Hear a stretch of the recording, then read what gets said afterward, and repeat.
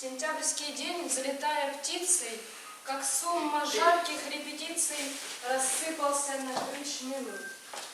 И слышишь, тикает в запястье без остановки слово «счастье», когда уверен, где-то ждут, и ты бредешь сквозь светотени в часы погодных изменений в пространстве парковых аллей.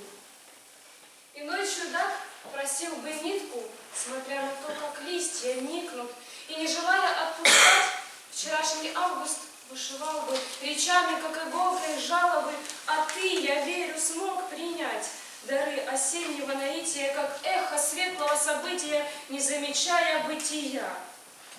А если правды дня касаться, то надо быть, а не казаться, но в этом-то и суть твоя.